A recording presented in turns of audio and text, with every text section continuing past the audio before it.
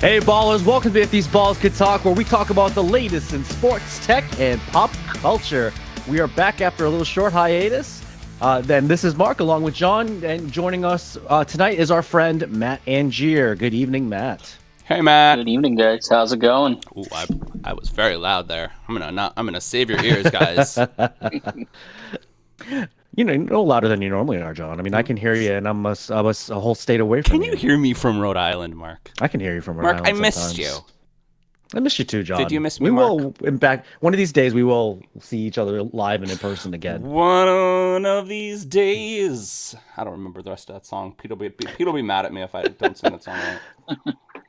So, John, how you been? And more importantly, I guess, since we were off last week because of your Land Fest, tell us a little bit about that. Land Fest. So, for everyone in the Northeast, you guys, we just had a weird weather incident. And so, during Land Fest, I was in kind of the middle of nowhere, New York, with Jeffem, who's on next week. And we can talk about a little bit of that next week. But we were at his cabin, kind of in the mountains. And we went to dinner. It was snowing a little bit. We're like, okay, we'll go to dinner. We came back, literally, I couldn't see this far in front of my face. It was a blizzard. I couldn't get up his hill. I pulled into his little driveway, which is on a dirt road, and I was just like, no, we're walking up the rest. Left my car at the bottom. Oh, we came out, 1.5 foot of snow. It was like, holy shit. I found out later with a tweet from the New York State governor that we experienced a magnetic storm from the sun, fucked with GPSs, and made a crazy end of March blizzard. So yeah, but it was fun. We had a good time. We ate, we drank, and we were merry.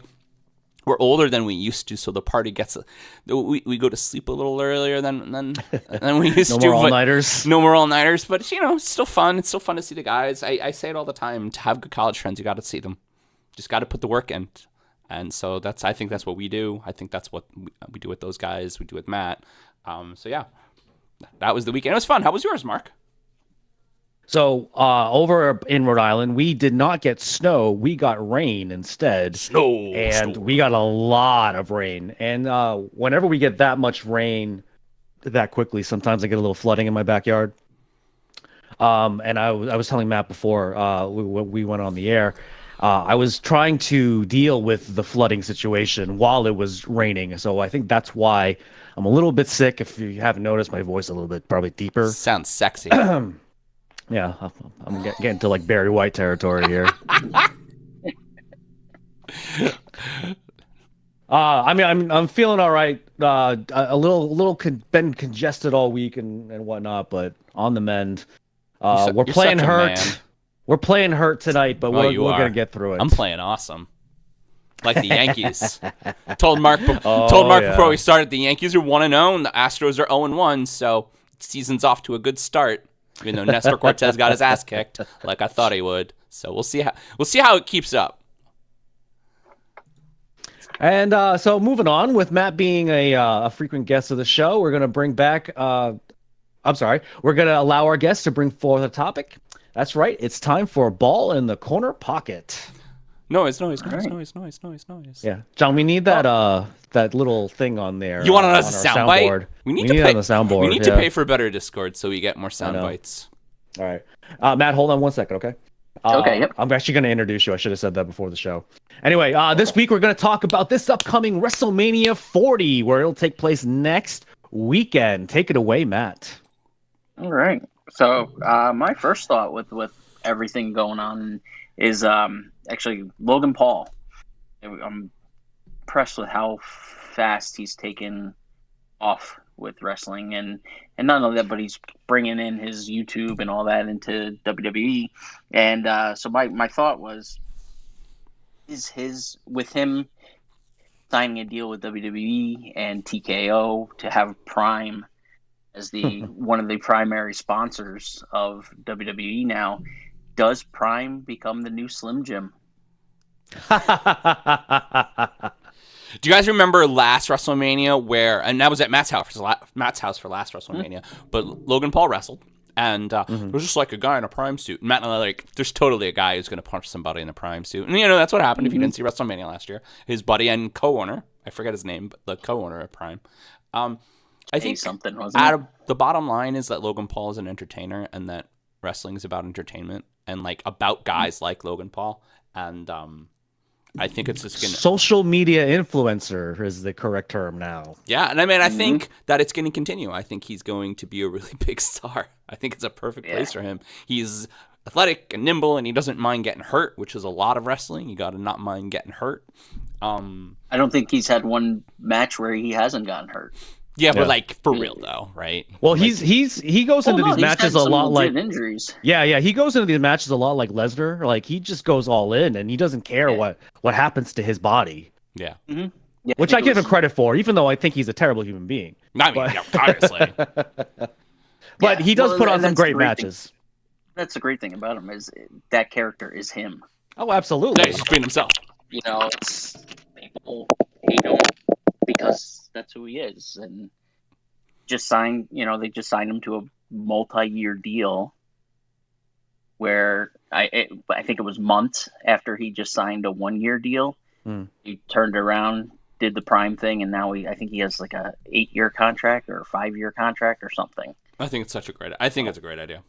It's a win-win, I think. It is a better idea than Jake Paul allowing Mike Tyson to kill him. It's a better idea than that. God, I've been watching Tyson doing his little training videos. And he's so scary. The man is over 50 years old, and he still is the baddest man on the planet. No, you couldn't. See, that's the problem. One hit. A lot, and I don't really know a lot about boxing, but in what I've heard and what I've read and what I've seen, a lot of Jake Paul's matches have been kind of exhibition matches. Yeah, they're not. He hasn't really faced any real boxers, and so, and insult to injury, he pissed Mike Tyson off too. He was being a dick about it. I mean, Mike Tyson's gonna literally punch his face in, like actually. And I think that's probably what a lot of people want to see: Jake Paul getting his face punched in. I'm sorry to hijack the topic, but it's just so interesting. I agree. I mean, both the Paul brothers, they know how to bring forth the buzz, right? Yeah. Now let's see whether or not this truly is going to be like a true boxing match, or will it be like an exhibition? Because is this really all for show? I mean, Mike Tyson, again, he knows how to draw in a crowd, and Jake Paul certainly does that as well. Unfortunately, he's probably the most famous boxer in this country right now, and it's because of he's also a social media influencer, just like his brother. Yeah, for sure. And I think another kind of reason for Logan Paul becoming a center point, I think, and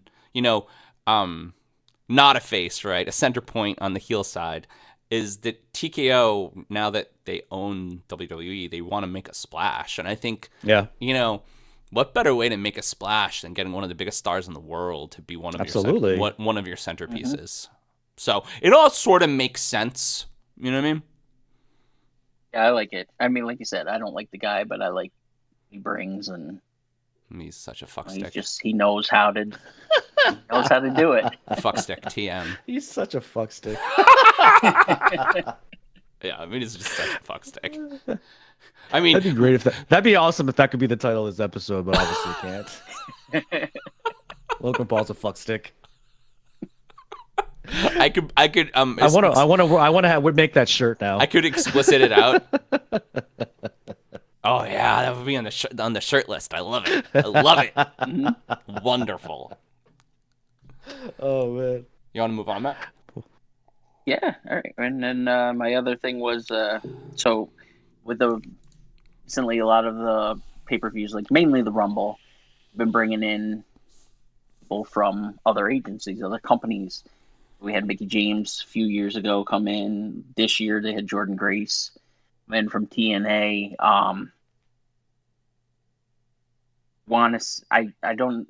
I think it's smart for them to do that, keep open doors, and but then again, I'm wondering, like, are they bringing too much attention to other companies that may end up losing people to them?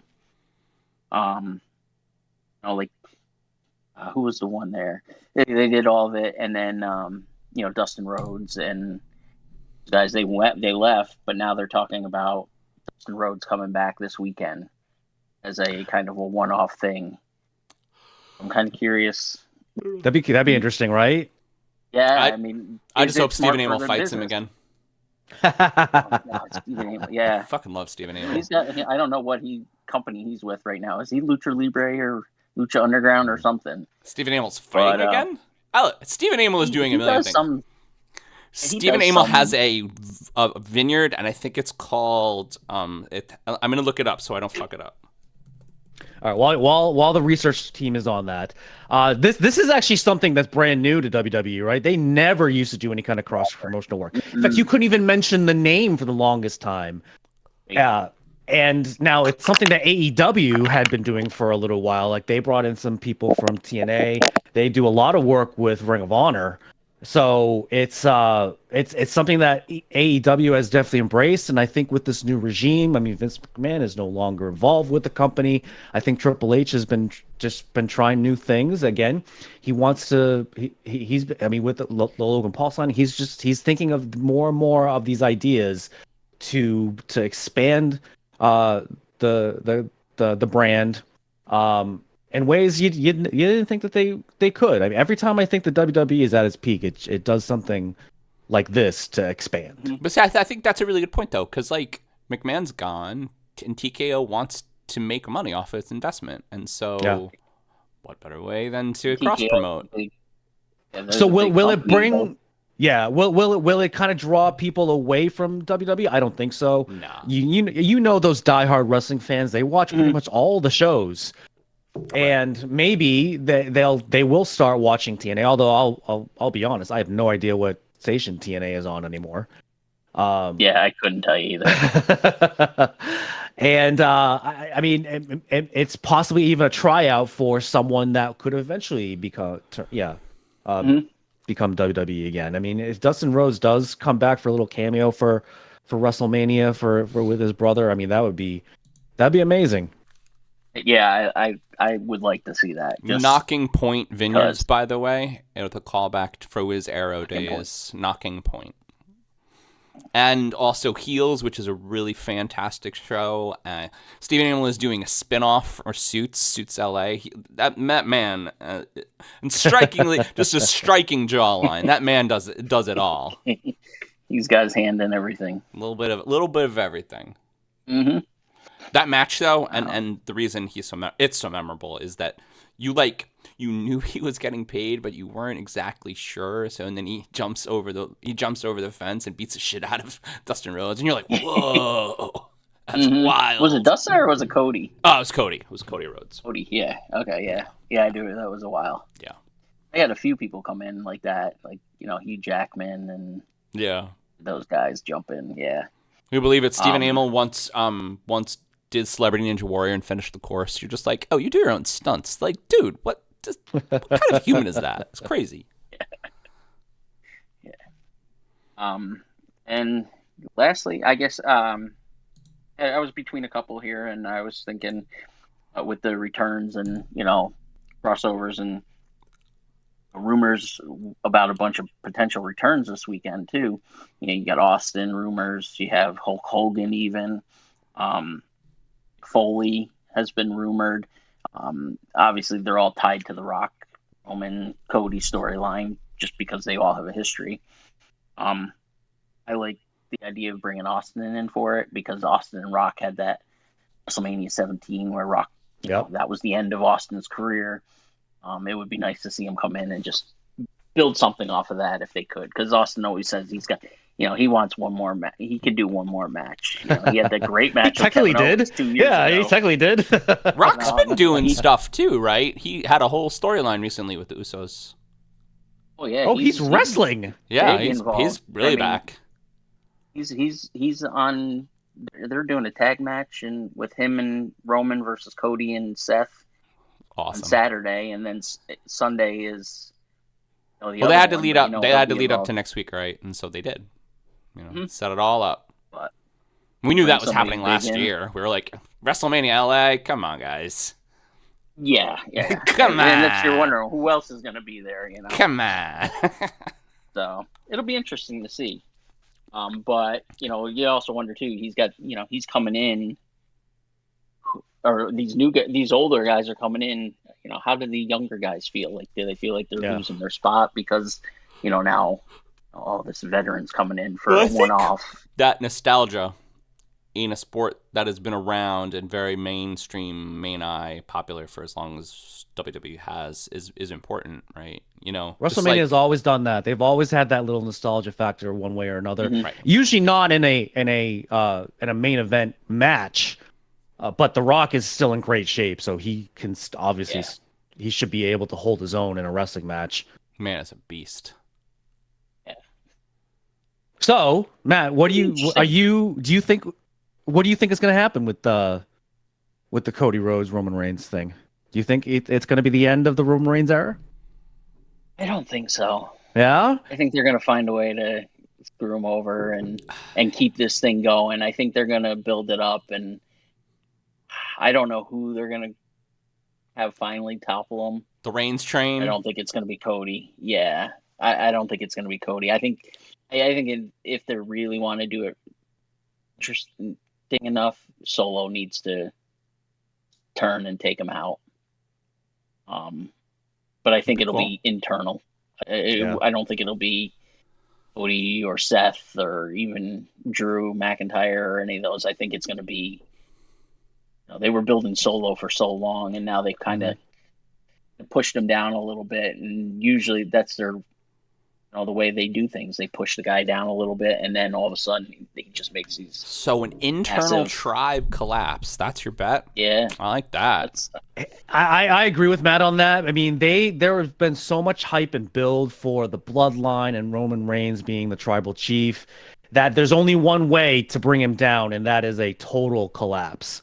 Mm-hmm. Because essentially, after Roman Reigns loses, where do you go from there with that character? Like, where do you go from there with the tribal chief? So it has to be some kind of epic collapse, and then he just goes out of sight for probably a few months. Mm-hmm. Yeah, takes some time off and then comes back, and then he becomes the Brock, where comes in every once in a while, does something big, and logistically speaking too. I mean, Cody Rhodes is on one show, Roman Reigns is on another. So what happens if Cody does win? Does he now all of a sudden go to SmackDown? Does Raw now have two champions?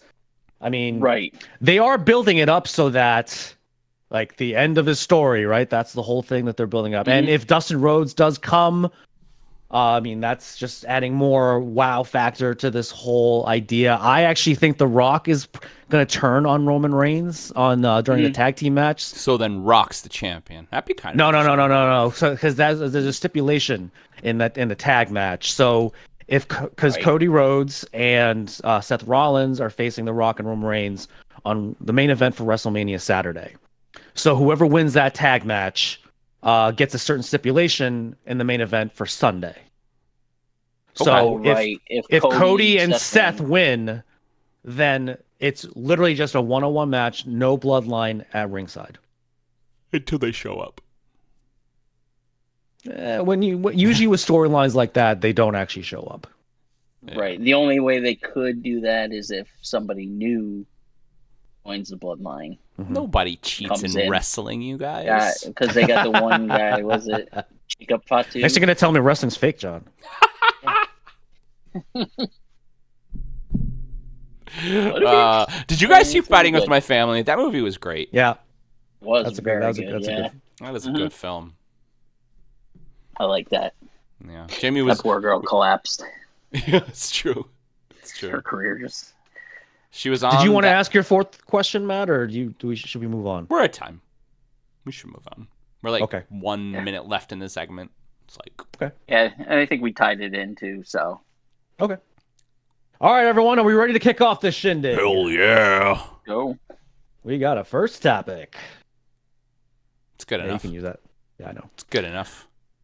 So there were two big stories while we were on break revolving around a topic that we've mentioned multiple times on this podcast, sports gambling.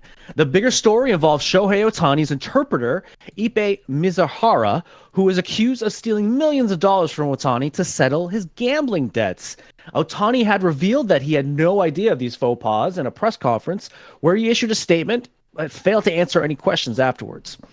Now, initially, it was reported that Ohtani settled the large debt on his own, but then Mizuhara reversed that, saying he wasn't involved at all. Now, on a similar note, in a lesser-known story, Raptors forward Jonte Porter is being accused of hedging side bets involving himself and big payouts, including an over-under on the number of minutes he played in a game where he mysteriously walked off the court due to an injury. I saw that story. Yeah, big NBA investigation on that one. So, everyone, do sports need to be harsher or need to have harsher penalties against Shohei's interpreter for stealing and gambling, and the Raptors' Jonte Porter being accused of hedging side bets?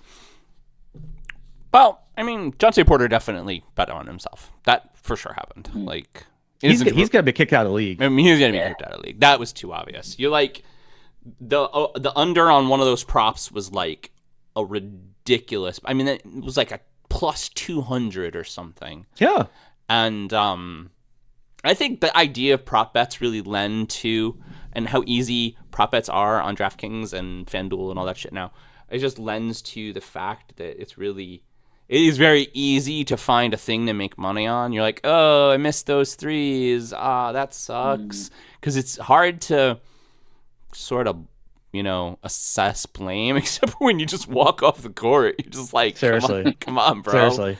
As far as Ohtani, that story's really weird, and it is, right? Yeah, and there's a lot unknown still. And you just how much did Ohtani really know? Right, how much did Ohtani really know, and how much of it might have been Ohtani? Like, you have this. I mean, first Japanese culture, right? But you have this person who works for you, who is your voice, and you're just like.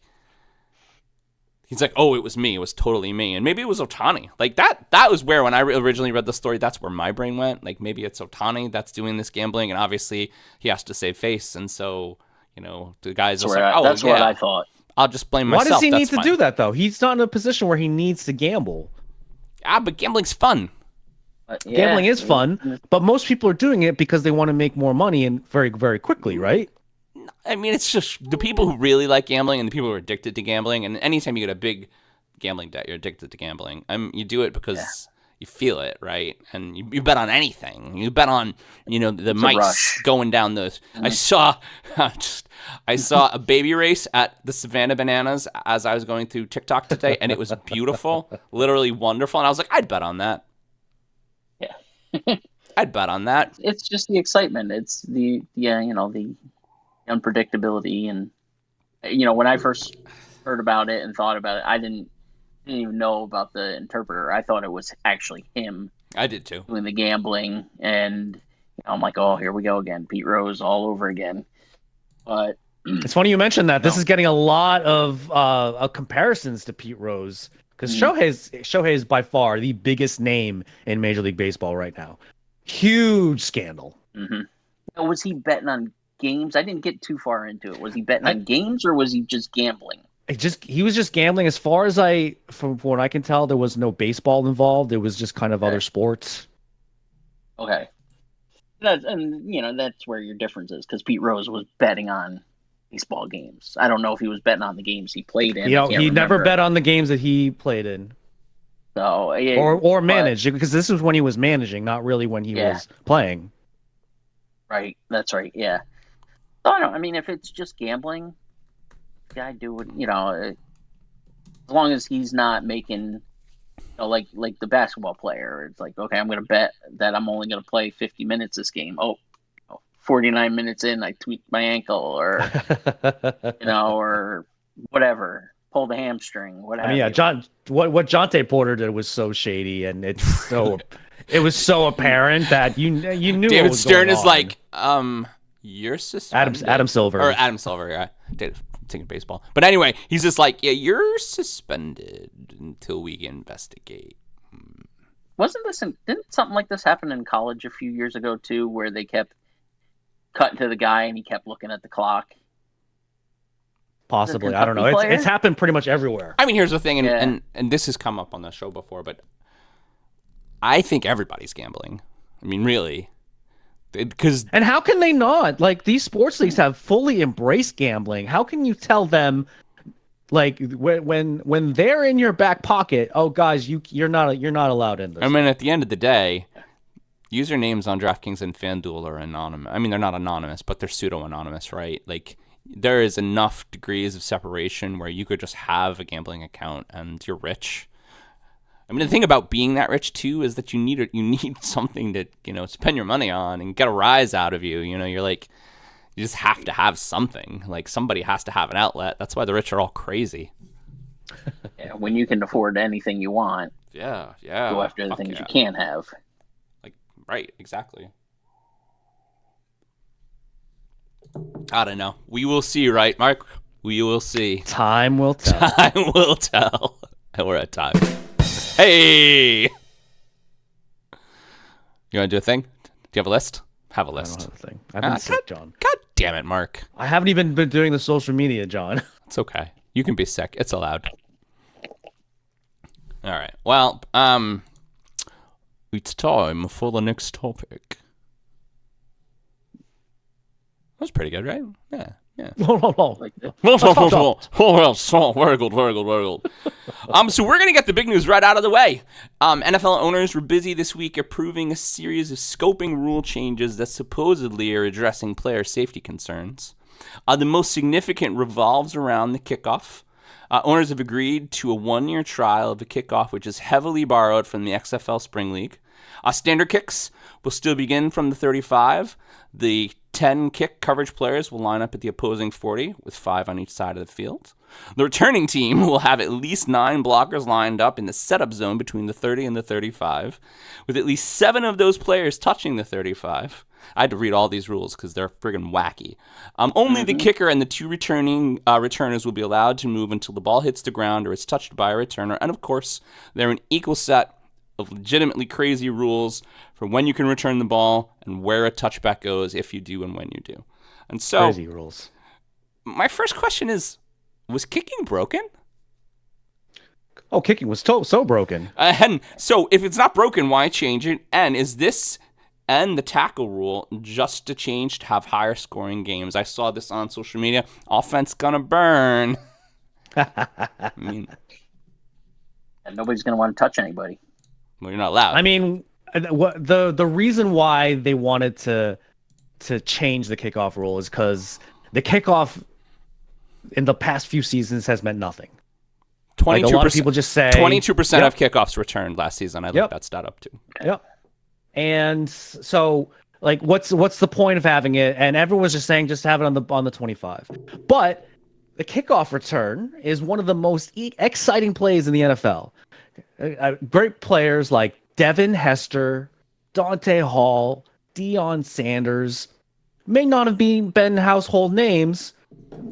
Maybe, and back in the day, because a lot of people probably don't know who I just said. Neon Dan, baby. A lot of the younger viewers. I mean, those. By the way, Devin Hester is being inducted into the Hall of Fame also cool. this year. So it's somewhat apropos that they've changed these kickoff rules. That You're kind of somewhat in honor apropos. of him. Thank you. But they needed to do something, I think, right? The one thing that I don't like is with the onside kick rule. Now you have to definitely declare you're doing an onside kick. Well, it takes that out of the game. You can only do it in the fourth quarter, and you have to tell the you're ref, trailing. which means that when you tell the ref, everybody else knows. So everybody knows. It's not a surprise anymore. What I kind of like is you are penalizing teams for booting the ball into the end zone. And so the strategy completely changes. If you boot it in the end zone, it's just a 40-yard line, right? So but if it bounces, in like between like the 0 and the 10 or something like that? That's like the 0 and the 10 or the 0 and the 20. There's there's a zone that they've set up, and they call it like the landing zone that the ball's supposed to drop in. There's 3 kick returners, so it can go in any part of it. And if you catch it or if it bounces, you have to return it. That's another rule. And any touchbacks are further, so the kicking team really has to kind of land it in that zone to try to either get them or get the ball somewhere before the 40. The 40 is, I mean, you think about it, the good teams, the 40 is pretty much a guaranteed field goal. Right? Yeah. I mean, pretty much. In today's NFL, yeah. Yeah. So, unless you're the Patriots last year. Unless you're the Patriots. So, it will make the games more exciting. I mean, it will. NFL wants more scores. It'll make more scores. It will. It theoretically will hurt less people, but I don't think they give a shit about that, honestly. No, I think they do. I think they do. Yeah. And I didn't really do a lot of people, like I would think more on the punts, people are getting hurt than the kickoffs. It's like you said, 22% people pull it out or try and, run it back. 22%. Yeah, 22%. 78%. 78% touchbacks are fair catches, which is, essentially everyone. Well, if you think about with punts, you have kind of everyone running one direction, and then you have another team running the other way. On kickoffs, there's just a straight collision. So I think that's why they're trying to mitigate this as best they can. I kind of like what they're doing, but I think it's way too complicated now. And that someone's going to screw up the rule along the season, probably even the first week, and they're potentially could lose the game because of that stupid decision or something like that. I think the NFL will get what they want out of it. Can we just spend some time in this question, unless, Mark, you have a question on the tackle rule about the asinine nature of changing tackles again? No, and I talked to somebody who played high school and college football about this today. If you're chasing a guy, and you can't horse collar him, and now you can't hip tackle him, how do you catch him? Yeah, you pretty much can't. Or I don't know. What if you get him by the toes? Is that legal? Toes. I don't know. Mm-hmm. And there's so many times where you're chasing a guy. But there's a very small zone that you're allowed to hit a guy now. The DBs are faster than some of the wide receivers, like a lot of them, really. And so how do you stop him, though, without getting a penalty? And is that penalty completely subjective? Like Pete would know. Pete, we miss you. You would know. Do you guys have thoughts on the tackle rule? I didn't hear too much about it. I didn't hear too much about it either. But from what it sounds like, we're probably going to start seeing like 60 to 50 games next season. Yeah, they want basketball scores. Mm-hmm. Yeah, and there were a lot of games last year. What combined were less than 10 points. Or a lot of games combined that were over. The Patriots were involved in a lot of those. There were a lot of games combined that were over 80, though. Yeah, Miami had that probably big one, more than Baltimore under had a big 10. One. I don't know. It's going to be wild. Yeah, it'll be interesting. I don't like the onside part of it. I think that should stay as is. Especially not you can only do it if you're trailing. What if you're winning 24-21, 5 minutes, 2 minutes left. Now you have to kick it. You can't do an onside to try and, or even better, 20-19. Oh, you're up 20-19, so you can't do an onside. Now these guys, all they got to do is pick up the ball and get to the field goal. OCs are smart. They'll figure it out. Yeah. And we're at time. Time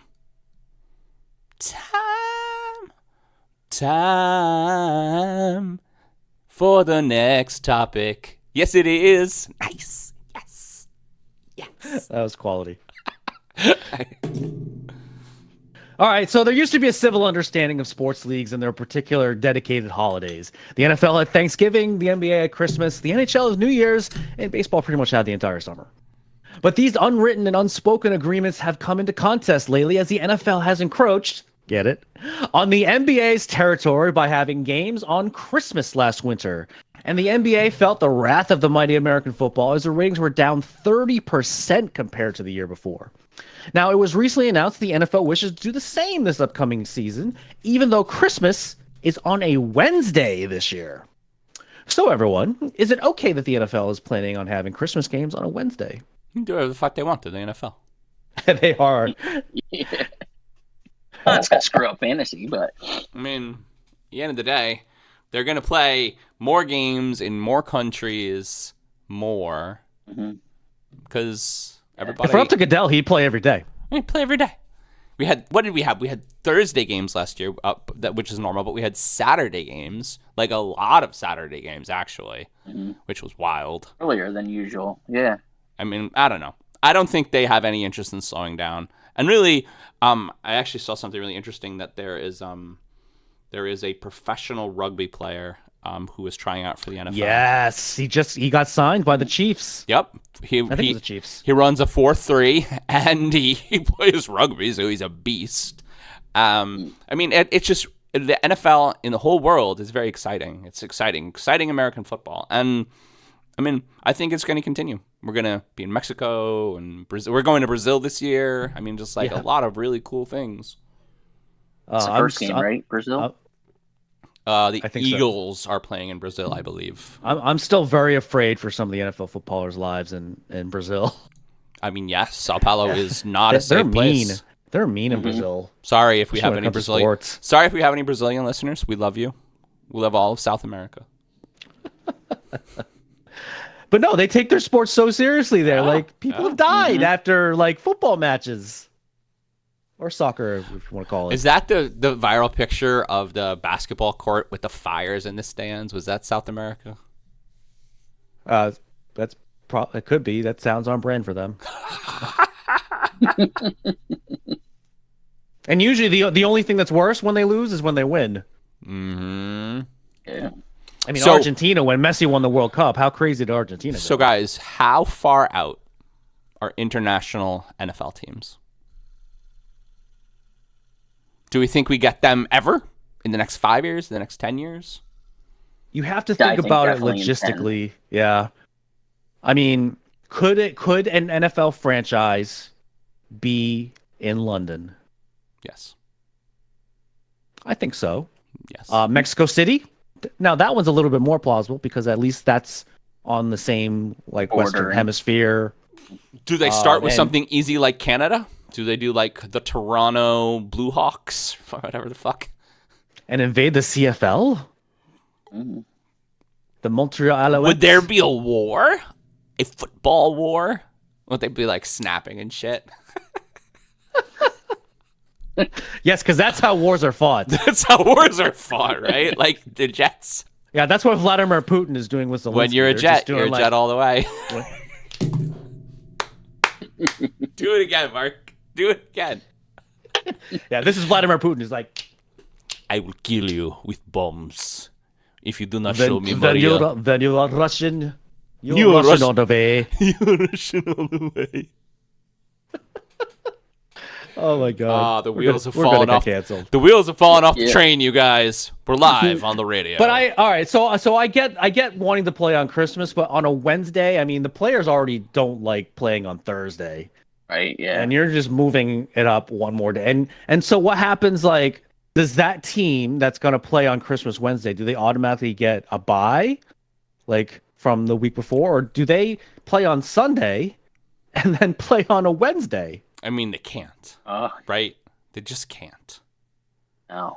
We'll see. Yeah, they'd have to have their bye beforehand. Usually all the buys are done by then in the season, though. Yeah. Maybe they wait. I mean, the fact of it is they want to have a Christmas game. They make a shitload on Thanksgiving. Everybody watches football. Black Friday. How successful was Black Friday? How successful? Everybody watched football this Christmas. I mean, even though it was the Jets. It is a captive audience that wants to have something to do that isn't their family. It just is. You make Americans sound so horrible when you put it like that. We are. It worked for me. I had COVID, so I couldn't do anything Christmas. So we were at Pete's house. Hey, Pete. And football was on the whole day. The whole day football was on. It was awesome. I like Pete's TV. Pete has a nice TV, you guys. All right. We are at time. Celtics just lost. Fuckers. Again. Knicks keep winning by a lot. Jalen Brunson's my hero. And if OG Anunoby stays healthy, we might do fine. Good luck with that, John. Shut up. Just keep hoping. Well, either way, we hit you guys in the NBA playoffs at some point. Good. Everybody, hate Mark for being a Celtics stan. Nobody likes Celtics stans. I talked to a guy at work. He's just like, God damn it, I hate the fucking Celtics. I'm like, preach, brother. Preach. I just wish you were as good as us. Hey, I'm just getting used to being good again. So just give me a break, all right? Give me a break. That's cute that you think you're good. We are good. We just won by 30 last so night. cute. Yeah, we beat the that's Raptors great. by 30, but we beat the Raptors by 30 last night. You beat a JV team. Shut Congratulations. the fuck up. Nobody even likes you right now. Don't shatter my dreams, bro. You still got the Yankees. 162-0, right? 162-0. I got real sad in the beginning Team's of that ever game. gone undefeated, right? Cortez looked like shit. No, it's impossible to go undefeated in baseball season. I mean, even in the beginning of the It's when 160 it was it's a lot 160. less. Even the Dodgers, who have $1 billion like player salary team, will not go undefeated. Would they just give another $100 million to? That's a great question. They just did this week. They was gonna just read it did, too, and I can't yeah. remember. Yeah. Get the research department on it. Research department. You guys do a next topic, and I will look it up right now. It is time for the next topic, okay? Okay, that is good. Very well. I felt apropos. Apropos. That's one of my favorite words. Is That apropos. is a really good word. All right. So, guys, we're going to talk about it. So, Giants fans, right? Giants fan might have a light in the end of the tunnel. This week, co-owner John Mara publicly gave his blessing to take a quarterback with the number 6 pick in the draft to both Brian Dable and Joe Shohan. Going on to say, everybody in the building wants Daniel to succeed, but you can never let that get in the way. Do they? Of making a judgment if there are franchise-type people available. If Daniel Jones is healthy, the expectation in Giants camp is that he will be the starter this year. But the writing is certainly on the wall. And I hope. God, I hope. So what do we expect the Giants to do in the NFL draft? Is Danny Dimes' time as a franchise QB ending? And what do we think the rest of the draft is going to do, honestly? What pick did the Giants have? Number 6. Number 6? 6. So more than likely, one of the top quarterbacks is not going to be there. So we don't get They Caleb could trade Williams. up. We don't get Caleb Williams. We don't get Jaden Daniels. And we probably don't get Drake May. Right? Nope. So those guys go first. But J.J. McCarthy... So a lot of people think J.J. McCarthy now has slid into like one of the top 3 Yeah? quarterbacks. Yeah. He looks good. His pro day was awesome. The Giants are not making they're not hiding the fact that they are interested in a quarterback. They have been to every pro day. They have interviewed all the quarterbacks. Oh, Dayball has seen all the quarterbacks. So they're not. I mean, if I was Daniel Jones, I would be nervous. They're shopping your job, man. Absolutely. And you've been bad and you're injury prone on top of it. Now, I think the one And he trips over 20-yard lines. trips over 20-yard lines. I think the one thing that is sort of so I'm reading a lot of articles about this week, but one thing that is sort of hard to follow is that the Giants have never done Daniel Jones any favors. Like, he doesn't have No offensive line. a first-round offensive line person on his team since he Didn't have very good wide receivers. He had Didn't have- Saquon, and now he's gone. Didn't have very good wide receivers. Didn't really have a lot of skill players. Darren Waller, what the fuck? I don't even understand the point of the Darren Waller trade. I don't understand why Darren Waller didn't work out. I don't understand it. I don't understand that either. So I think that the Giants may have learned a very important lesson in the Daniel Jones era, that you can't build a franchise around a running back, which they really tried to do. They tried really hard, but you can't. Well, remember, they also drafted him number 6 overall. Sure. Maybe you don't do that originally. I mean, you were so excited to move on from Eli that you just picked the wrong guy. Yeah. I mean, Yeah. I used to joke that at least younger Daniel Jones looked like the guy that they hired to play Daniel Jones on a television special about Eli Manning. Or, to play Eli Manning in a television special about Peyton Manning. Yeah. I mean, like, I don't know. Yeah. I mean, yeah, they did Daniel Jones a little dirty. And I have a hypothetical for you. If they didn't sign Daniel Jones to the big deal, do you think Saquon they could have kept Saquon?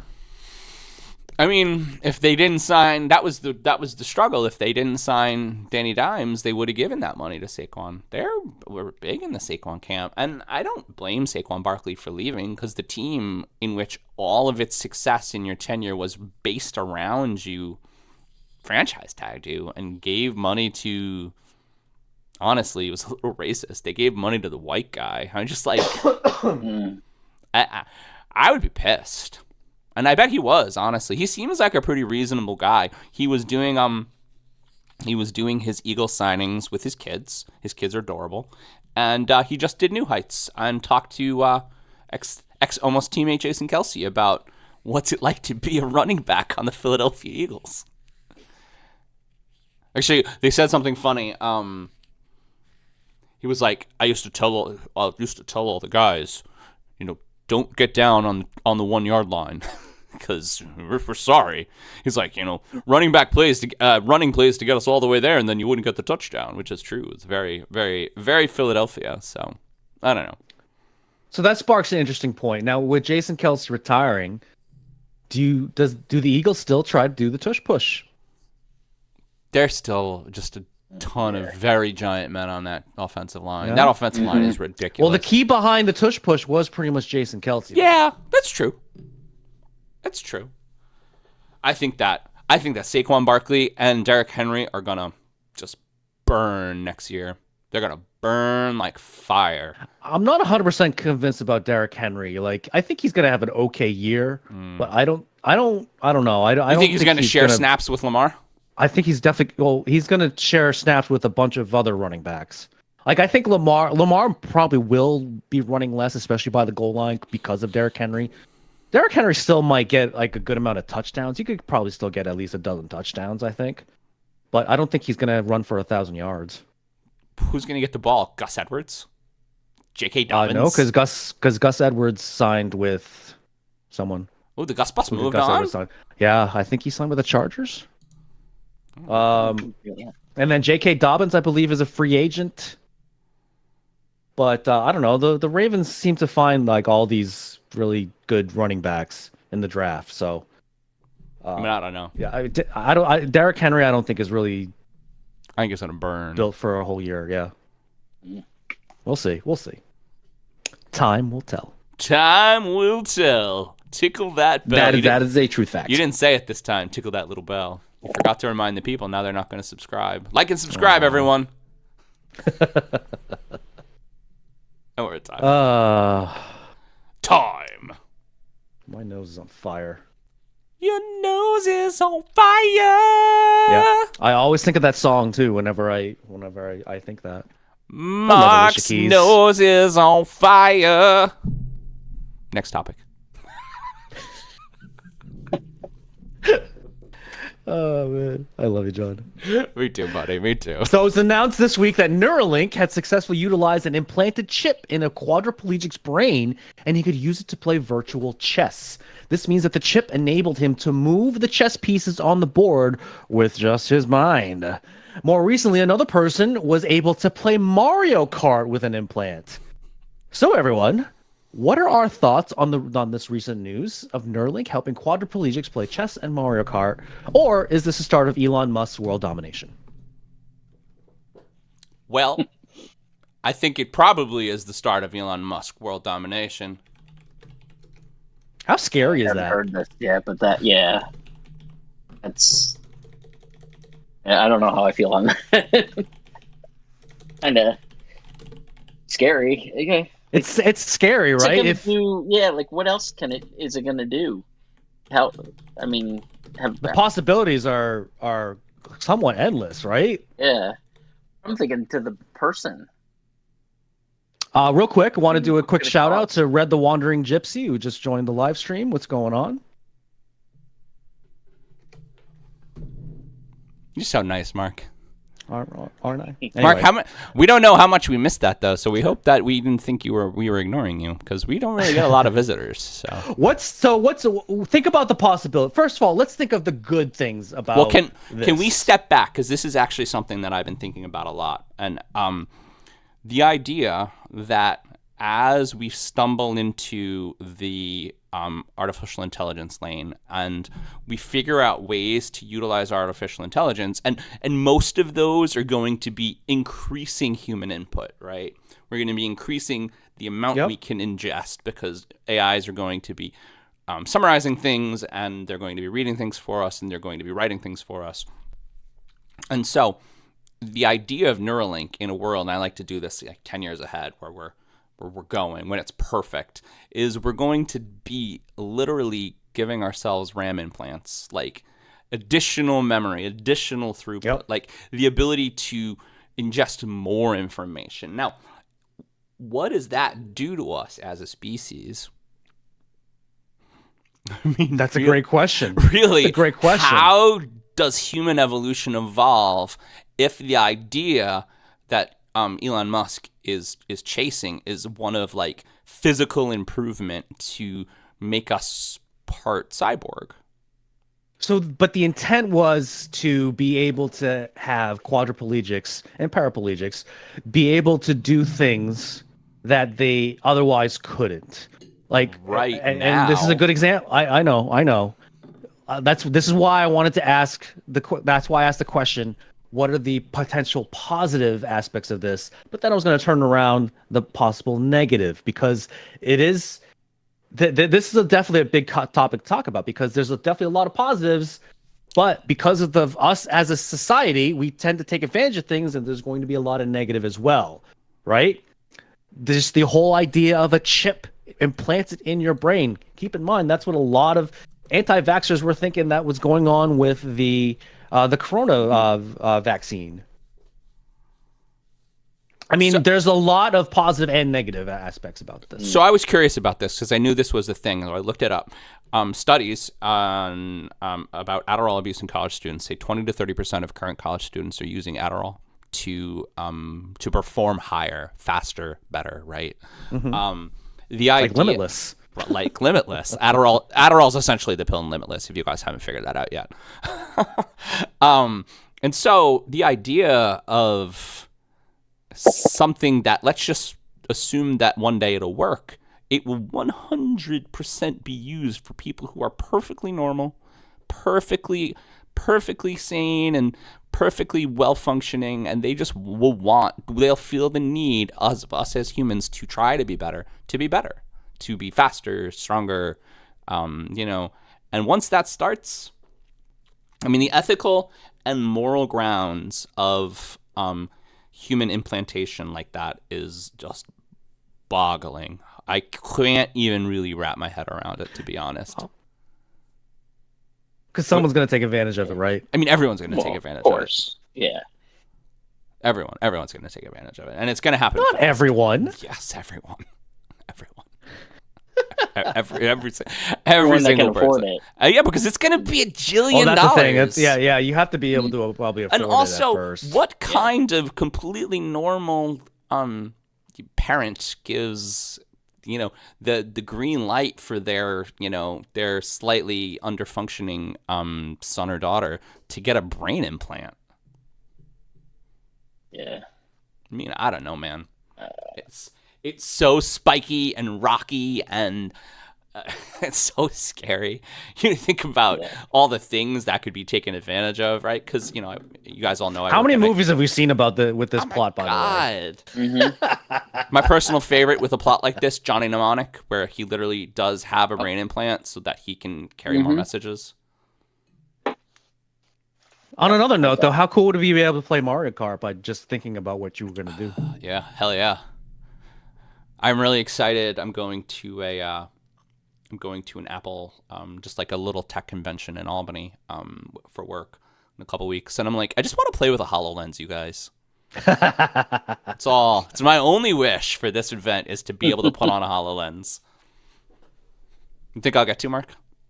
I hope so. If you do, take pictures. Hell yeah. Well, I'm going with the coworker, so she'll take a picture for me so we can put it on the website. Take all the pictures. All the pictures. It'll be awesome. I'll have my little weird ski goggles on. It'll be awesome. Mark, did I start the timer, buddy? I did. No, but we're at time. No, I did. We're almost done. 19 seconds. Oh. You started it after I did that. You guys have any final thoughts? No, we're good. No? All right, Let's cool. Dude, you're so exciting, Mark. You're such a good broadcaster. I know you'll just edit all this out. I mean, some of it, part of it. All right, cool. Do you guys want to do a thing? I'm gonna just press the button. Or I can do the Russian accent in real life. It is time for next topic, okay? I know you just did that, but it is okay. All right. So, because you talked about him in an ongoing public war between two of the worst humans on the planet, Elon Musk, one of the co-founders of OpenAI, filed a lawsuit, this is now last month, alleging the startup breached their founding agreement to develop AI for the benefit of humanity rather than for profit by partnering with Microsoft. OpenAI's response on Tuesday was to release emails. This is now 2 Tuesdays ago. Release emails and a statement that shows Musk supported a plan to create a for-profit entity and wanted a merger with Tesla. The other co-founders, including Sam Altman, said they would like to move to dismiss all his claims and were saddened that someone they admired gave up on their mission and then sued them for making progress without him. So, what do we think about this lawsuit, Musk's lateness to the AI game, and arguments between billionaires in general? I love how we have a positive story about Elon Musk and then it's immediately followed by a negative one. I mean, clearly he did this out of spite. Couldn't let you get away with it. I mean, he definitely sued them out of spite. Let's just be honest. Absolutely. Yeah, absolutely. And the fact that he's, he wanted to play along with them, or he wanted to make all this money along with them, and he wasn't. And he probably did think like, oh, you guys can't do this without me. And then, of course, they do. Because that's how Elon thinks. Elon, please don't kill me. He's scouring the internet with his AI army. He's listening. He's listening. Yeah, maybe he was Red the Wandering Gypsy. I don't know. Are you Elon Musk, Red? Elon Musk was watching us. I mean, Craig's always watching us. Craig, you're such a creepster. Is Craig secretly Elon Musk? Maybe. I don't know. I don't know. I think that we know that Tesla wants to get into AI and robotics. Absolutely. I think that AI would be... I mean, they kind of are with the self-driving. Yeah, right. I mean, a fully functioning AI would be just like gangbusters effective in self-driving. I've said it, that AI is... Well, that self-driving, that is a real, very, very exciting, very lucrative frontier for many, many companies that are chasing it. I mean, because you think about the cars in a movie like I, Robot with Will Smith, the cars that just come and get you. Like, how cool would that be? You call your Uber, nobody's in it. It just comes, gets you, and brings you where you want to go. And then they drive on the 200 mile per hour track, and everything is super efficient. I mean, I think the helicopters from Westworld, those fucking things are cool as hell. What's Westworld? Oh, right. What's Westworld? Westworld doesn't exist. I mean, do you guys ever see this or heard of the show Animal Control? Yes. It's got Joel McHale on it. Yeah, I've been meaning to watch it. It's pretty funny. It's cute. It's cute. I don't know if it's gonna be one of those like long-lasting shows and whatnot. But they in the most recent episode, and this is a spoiler alert, a real spoiler alert, not like the 20-year-old spoiler alerts that we do. There's a little bit where there's a dog in the front seat of a car, and it looks like the dog is driving the car. And it was one of these. In actuality, it was a self-driving car, and the whole bit was, oh, the dog just like sit in the front seat. Oh, that's funny. But the entire time, it looks like the dog is driving the car. Have you guys seen the OpenAI's newest thing? They have a robot. The robot has a very pleasant voice, and there's a man just kind of speaking to it, asking it to do things, and the robot will look at the scene. It asks him, give me something to eat from the scene. There's an apple on the table, and he gives the person the apple. And then it asks him to explain why he gave him the apple while picking up garbage. Like, he dumps some little trash bags on the table. And it does a surprisingly impressive job. This is a pretty impressive video if anybody wants to look at it if they haven't seen it yet. But I think robotics is gonna I mean, the idea, It's the future. the idea that everybody wants is a robot that'll do your chores and add efficiency to your life. And then you think about the last conversation we had, just the idea that people are looking to do more with less time. Everybody is. And so what gives them that, right? The assistance and AI, but like also, implants and medicine. So we'll see where we land. I think we're in a really interesting tipping point, though. So with what you just said kind of reminds me of something that I heard, and I couldn't believe how popular dating AI apps have become. So popular. Like it's like truly a thing. Like there was a movie with Joaquin Phoenix, right, where he fell in love with Siri. That movie kicks ass, by the way. Yeah, and I mean that movie was so ahead of its time because this is a true thing. Like people are in like legitimate relationships with these AI bots now. How is this 2024? Darkest timeline. This is the darkest timeline? That's another shirt, John. Even though we're probably infringing on community. I mean, yes, for sure. But that's okay. We're sorry, Donald Glover. Please don't hurt us. Donald Glover's so cool. How was Mr. and Mrs. Smith? I watched it. Yes, I know you did. I saw your post. Season. I watched the whole first season. Really good. It kicks a lot of ass. It does. Matt, have you seen them? You've seen the movie Mr. and Mrs. Smith, right? Yeah. They made a TV version on Amazon Prime, and it's got Donald Glover in it. And okay. And just a random girl who is, seems super cool. And there's I forget how many episodes there were in that first season. I think it was either 6 or it was 8. And they do certain things within the show where it mimics the movie. There's some things why I didn't really like about how they did that, but it was still like really good. They go to therapy. I'll have to add that to my list. You got to watch X-Men 97 first, Matt. Don't get distracted. I'm already through the first 3 All right, episodes. good. Oh, I haven't seen the third one yet, but oh my god, the ending of the second episode. Hell yeah, that came out of nowhere. But you remember that has been established. Mm-hmm. Back in the day, right? Back in the day, yeah. Yeah.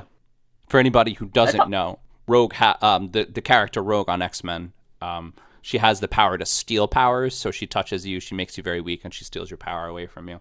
And so she has a complex where she really craves like physical touch, and she can't touch anyone, right? She wears gloves all the time.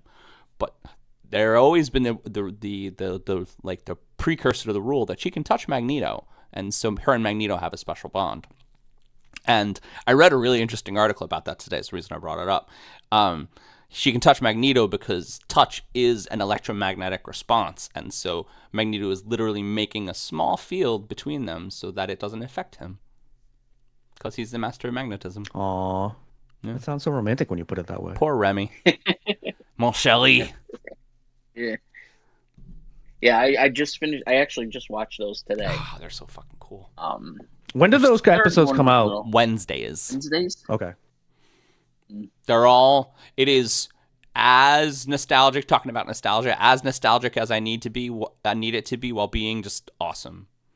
It's just awesome. It feels a little like an anime, like a little, but that's okay.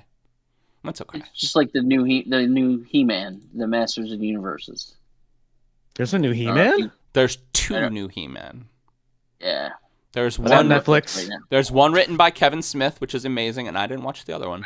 Oh, I heard the one. Now they mention I did hear about the one by Kevin Smith. Yeah. Yeah, that one was amazing. Yeah. Was that on Netflix? I binged that. Yeah. They're both on Netflix. Stop being a monster, Mark. Well, with this whole like Hulu being on Disney Plus now, it's really helping the cause. I wonder if I can now get rid of my Hulu, which is weird because of all the streaming platforms, I've had Hulu the longest. Well, I don't think you can. I haven't seen any. Apple TV is still the cheapest. Yeah, $6.99, right? Yep, something like still that. the cheapest. I think it went up. I think it's like $9.99. Oh wow, not $24. That's amazing. But not $24. Not $24. But what am I gonna do? Not have Netflix like Mark? Jesus Christ. I get by. I mean, I've been Although when wrestling moves over to Netflix, though, barely. that's going to be quite the struggle. Struggle is real. January. That is going to be quite the struggle. Ding, ding, ding, ding, ding. Next topic. Sorry. Is that your way of saying move on? Yeah, it was like a wrestling thing because you said wrestling. God damn it, Mark. In what seems like an R. Kelly flashback, Sean Diddy Combs had his houses in Los Angeles and Miami raided. This may be in response to recent allegations by multiple people of the former Puff Daddy's sexual misbehaviors that include his former longtime girlfriend, Cassandra Ventura, who claims she was trafficked, raped, and beaten for more than 10 years. Did you guys hear about this story? I literally just heard like office talkings about it today, and I wasn't sure what it was about. My topics are like some big story. Like a lot happened while we were on break. Anyway, I just heard about this yesterday. Okay. Tuesday. This doesn't just involve women, as a former male music producer also claims he was groped and watched Diddy walk around naked while in the shower. Diddy claims that he is innocent of all charges and he will, quote, fight for his name, family, and the truth, end quote. So, everyone, what are our thoughts on Diddy's homes getting raided in response to sexual assault allegations and a possible sex ring? I mean, he's probably a scumbag, right? And that makes sense. I mean, he's always been, he's always been in this like big, I don't know. He thinks he is like a mob boss in a lot of respects. Mm-hmm. I mean, it makes sense. For all I know, he is. Please don't kill me, Diddy. This episode, by the way, is about crazy rich people. Crazy rich balls, I think, should be the title. Oh, there you go. Crazy rich. Sounds like crazy rich Asians. Crazy rich Asians. And to bring it back to that, when you have too much money, you get a little. You think weird. you're a god, and you get a little you think weird. You're a god. You get a little weird. You need something else to give you a rise, and a lot of rich, powerful men turn to sex, and they turn to weird sex, which, I mean, it's just, unfortunately, it's so commonplace that it's not surprising anymore, which is a sad state of, honestly, our celebrity in America. I think that it sort of enforces the fact that these people aren't nice. Like, they're not nice people. I don't know if you even get that famous if you're nice. I don't think you do. I think nice Probably people. Not. I think nice. We've talked about that. I think nice people probably host mediocre podcasts and drink with their friends. I mean, that's what I do. You calling us mediocre? I don't know if I heard it right or if I'm misunderstood, but was Prince Harry linked to this too? I'm not 100% sure about that. Isn't Harry the good one? Harry is the redhead with Meghan Markle. Yeah, he's the good one. Yeah, but I thought I heard my aunt saying that it was linked to Combs or I don't know. I wouldn't doubt it if he knows Diddy. Yeah. I mean, is he linked in the sex ring? I hope not. I hope that's not how he met Meghan Markle. Ooh, that'd be weird, right? I mean, who knows? This might be. Could you imagine if Diddy is the next Jeffrey Epstein, though? I mean, yes. Yeah. It would not surprise me at all. It wouldn't. They're all fucking weird. I mean, R. Kelly liked to pee on people. It's just like all super fucked up. Maybe it was, and I know one of the royalties was linked to Epstein. Yep, it's Harry. Oh no, it was Prince Andrew. It was Prince Andrew was linked. Andrew to Epstein. was Epstein. But Harry has been named in the Combs lawsuit. I am reading an article on Trent Grime from The Independent. Trent Grim. Yeah, whatever. It's been a minute. Yeah. But anyway, the actual Independent is sort of a rag. So Matt, do you think Diddy's guilty? I mean, I haven't heard much about it, but it wouldn't shock me. It wouldn't shock you. That's kind of the bad thing for Diddy, right? I think that's kind of the mantra that people have in their head about him. Like, while this is shocking, no one is truly all that surprised that he isn't Right. he's being accused of this. And it wasn't like even with Epstein, it really wasn't shocking. I mean, just oh no way, and then you think about it and like, yeah, well, I can see that. I think this is going to be Yeah. the same route. I think it's exactly the same. And Like I mean, John said, people they got money, they can do whatever they want. So let's do what I can't do. makes him weird. Super fucking weird. So is Diddy going to go to jail? He'll get house arrest. House arrest? Epstein didn't get house arrest. No, but I think he's got a little more pull. John, you think Diddy's going to go to jail? No. I don't think so either. No. Again, rich people. There's a reason that they feel like they can do whatever they want. And crazy rich balls. We at If These Balls Can Talk do not condone the actions of the rich. However, we already know they're assholes. I mean, so I don't know.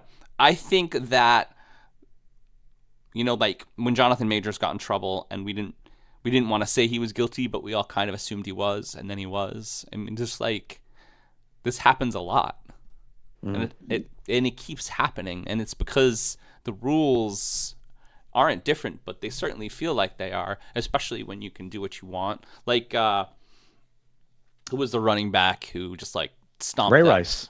No, not the one who killed the guy, but the one who stomped that poor girl a couple of years ago and is still playing. Yeah, Ray Rice. Oh, that was still playing? Oh no, he was from. There's a lot of them. I mean, there's wasn't he? Wasn't it? Yeah.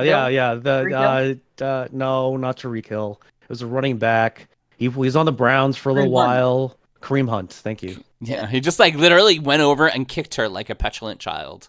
Like a petulant child that, weighs probably 4 or 5 times as much as that poor woman. It was just ridiculous things. They just keep happening and happening and happening and happening. And you know what? Bring them to light. Get them all in trouble. Puff Daddy hasn't been an interesting person in the last 15 years. Who gives a shit? He's still a pretty big wig in the music industry. What is the last thing he produced, Mark? Well, it's not that I couldn't tell you off the top of my head, but he still puts out albums. I mean, it's just I don't know. It's just he owns a record label. You own a record label. I wish I owned a record label. Then people would be listening. Mark, we are flying tonight. I don't know how we're going so fast. It's because I'm kind of forcing it. I think it is also because our intro was very fast. So anyway, are you up? Are you up for it? Go ahead.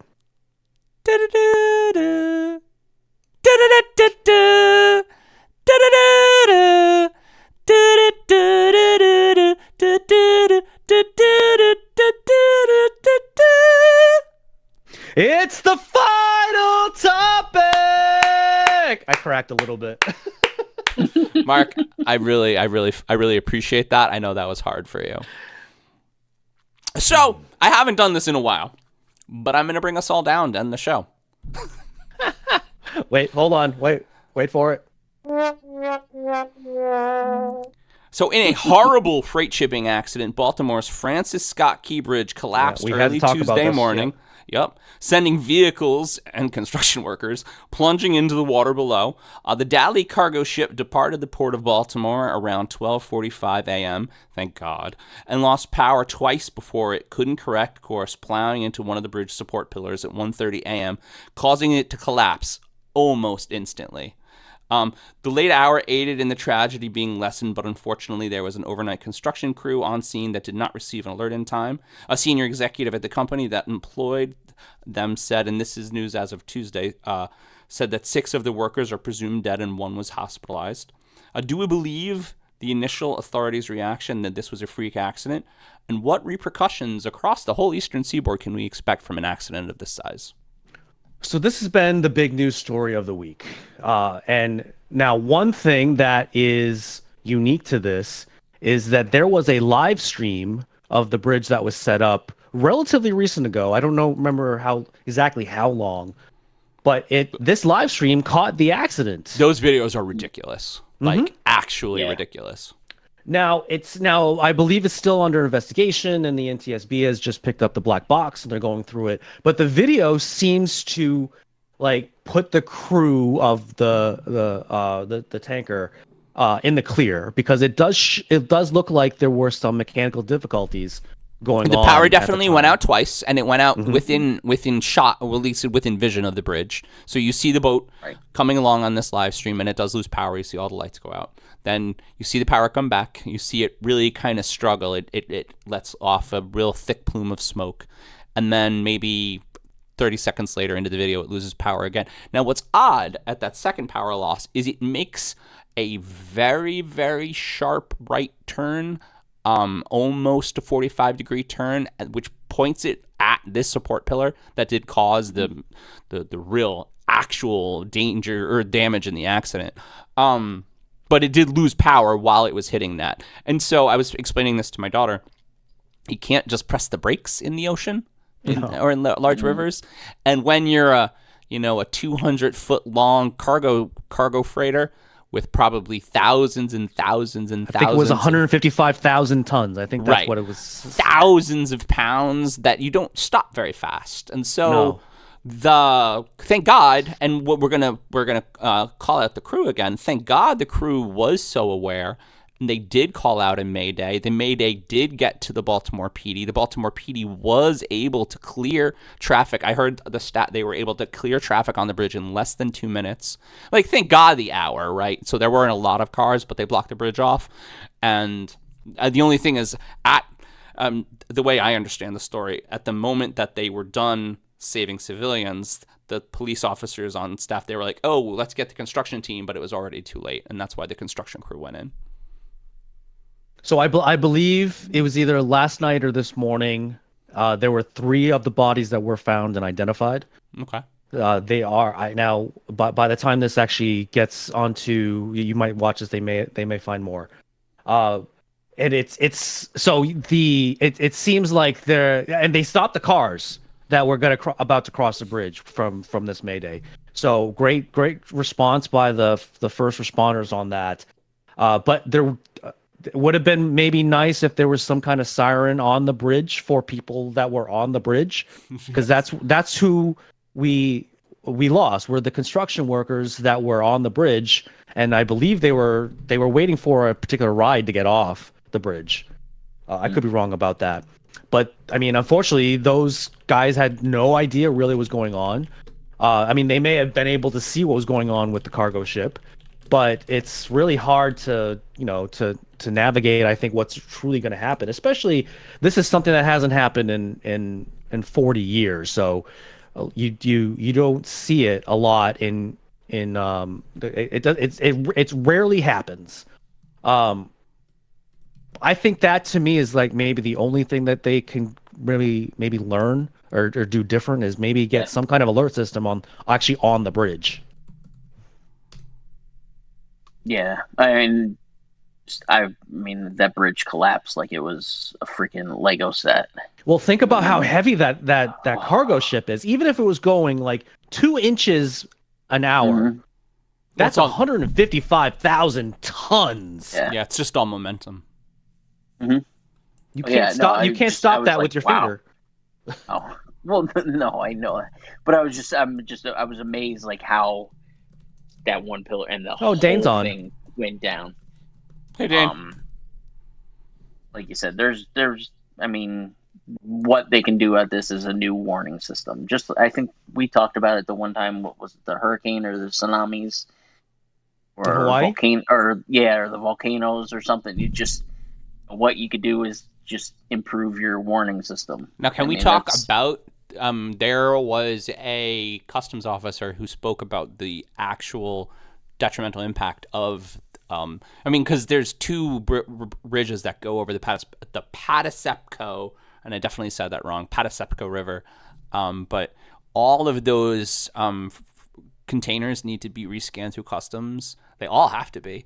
And then the cars that have to go into Baltimore, this supply chain is impacted for months, if not longer, which honestly makes you think, well, maybe there's something else going on. And I know that there's probably going to be a lot of conspiracy theories about this, and maybe it's just an accident, but maybe it's not. Mm-hmm. What was it, 30,000 cars a day? 30,000 cars a day. It's not. It's like a very, very, very main part of Baltimore, like the middle of a big, big city. You know. Well, thankfully though, it's not. It wasn't like the only way to get to like a particular point. Thankfully, there are like 2 other roadways. I guess they can go. It might be a little bit inconvenient, but it's nothing like something like down in Virginia Beach where there's only one way in, one way out. So people can still thankfully get around. I mean, not as efficiently as they would hoped. And I mean, yeah, it's truly tragic what happened. And I mean, I personally don't think that there was any malintent with this. I mean, yeah, there was some hazardous material that fell into the water as well. Like some of the containers had some hazardous materials in it, and they fell into the There's the water. only one bridge across. Well, there's two bridges across this river, and then it goes out, I think, into the ocean. Yeah. But yeah, you can seriously go around. I mean, that's one thing Baltimore is known for. Yeah, is like their loops, and their beltways. Yep. Mm-hmm. Yeah, I mean, just an absolutely wild accident. Yeah. And who knows? Maybe that turn, they hit something and it turned. Well, I read something today that they, and obviously it's just a conspiracy theorist, but it made some sense that they had dropped anchor and that the anchor drop was unfortunately not successful, but successful enough to turn them in that weird way. Mm-hmm. Maybe just like a last ditch. I mean, yeah. Though I don't know if ditch effort. I don't know if a ship that big, and maybe Dane can tell us, a ship that big can even drop anchor without power. I think think it's a freighter. I think they can. They're like a. I mean, did you ever see them anchor on the carriers? They're like, the oil rigs. They hit these latches, and they can hit them with hammers, and it just drops. Yeah, I mean, there has to be a way to do it manually because emergencies happen, and thank God they got the Mayday out, honestly, too. Yeah. And they released some audio of them calling in, like. Like, hey guys, we're fucked. Stop the vehicles and everything like that. And it was like 20 seconds before that they hit the bridge. We closed north. Yeah, we are approaching the bridge and will not be able to stop. We do not know what's going to happen. Please do something. That wasn't. I mean, luckily, minimal lives. I got my mic off, Mark. We're ready? Sure. We can be ready. So that has been our topics. As a reminder, we broadcast these live on YouTube every Thursday night at 9:30 Eastern and 6:30 Pacific. If you can't catch us live, then feel free to watch us on our YouTube channel, www.youtube.com/@iftheseballspod. And don't forget to subscribe to us by tickling that little bell. I remembered. We would like to thank our guests for joining us this week. Thank you, Matt. Thanks, Matt. Thanks for having me, guys. You can also follow or like us on our socials at If These Balls Pod on X, Instagram, Facebook, Threads, and TikTok. Our website is www.iftheseballscouldstalkpod.com. This is Mark Pesci, and for my partner John Campania and producer Pete Steffen, that's what we feel they would say if these balls could talk. Bye, everyone. Good night, everybody. Okay. If these balls